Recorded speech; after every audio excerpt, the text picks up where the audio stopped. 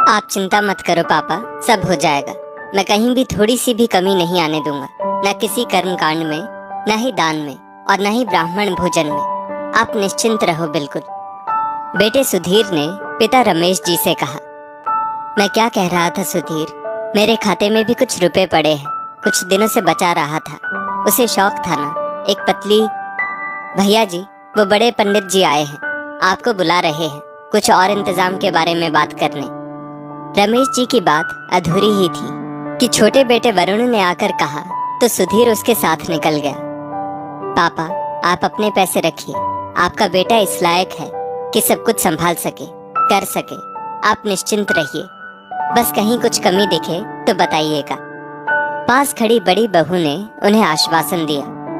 रमेश जी को विश्वास ही नहीं हो रहा था कि ये उनका वही बेटा और वही बहू है जो पास में रहते हुए भी कभी झांकने नहीं आते थे। सास बहू के मामले का बहाना बनाकर उन दोनों ने सिर्फ ठिकाना ही नहीं बदला, दिमाग भी बदल लिया। मामूली से पद से रिटायर हुए पिता का और माँ का खर्चा, दवाइयाँ और सारी जरूरतें कैसे पूरी होती हैं कभी खबर नहीं लेने वाले वही बेटा और बहू आज सब कुछ, सारा खर्च अपने कंधे पर संभाले हुए थे। कहने को दो दो बेटे हैं, पर कोई नहीं देखने वाला।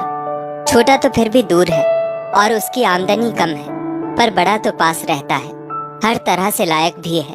अरे मेरे लिए करे ना करे, माँ को तो देखना चाहिए ना, कितना प्यार करता था बचपन में अपनी माँ से। रमेश जी जब पत्नी रमा को किसी तरह की कोई तकलीफ होती तो कहते, सुनिए जी, इस घर में मेरा हाथ पकड़कर आप लाए हैं ना, बेटा तो बाद में आया, मुझे आप पर भरोसा है। बस आप मेरे साथ हैं और मेरी जिम्मेदारी आपकी है।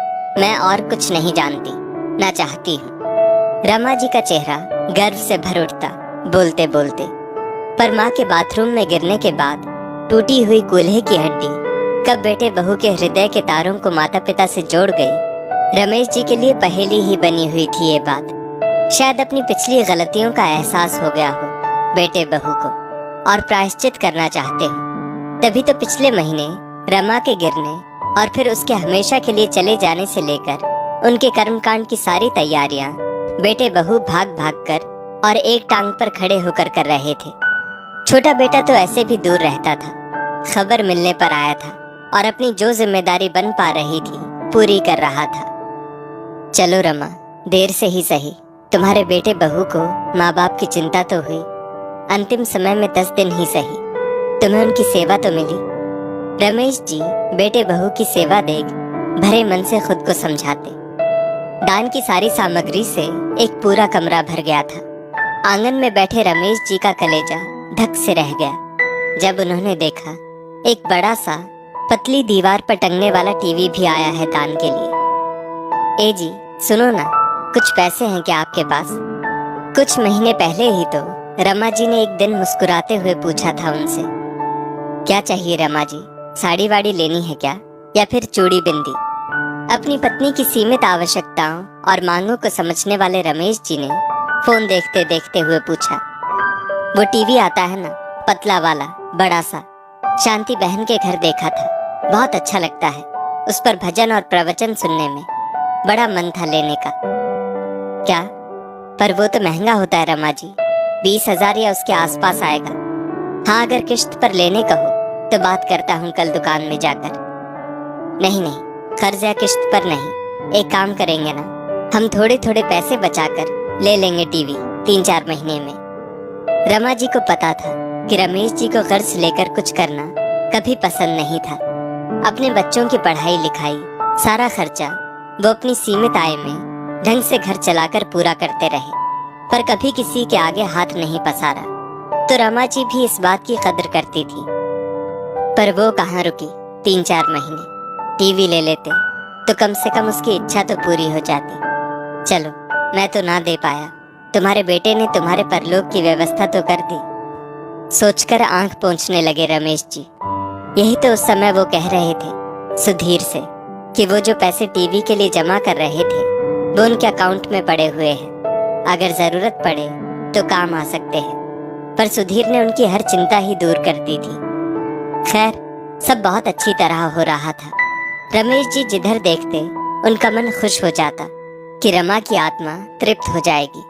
बेटा आखिर इतना कुछ कर रहा है उनके लिए, इतना तो वो भला कहाँ से कर पाते। 13वीं की तैयारी में रमेश जी ने देखा एक बड़ा सा मंच बनाया गया है। उत्सुकतावश रमेश जी ने पूछा, भाई ये मंच किसने बनाने का ऑर्डर दिया? श्राद्ध में मंच का क्या काम? चाचा जी, विधायक जी आएंगे तो भाषण कहाँ खड़े होकर देंगे, मंच नहीं होगा तो।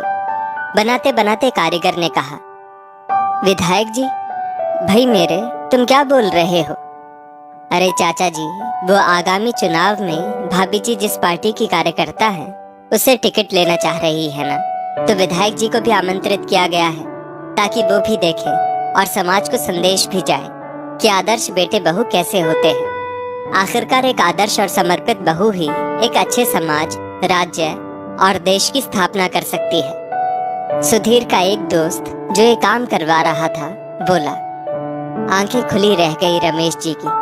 रमा जी के बीमार पड़ने के बाद वो बेटे बहू का आना, वो इलाज सेवा और ये सारी चीजें, श्राद्ध, दान भोज, सब राजनीति का हिस्सा है।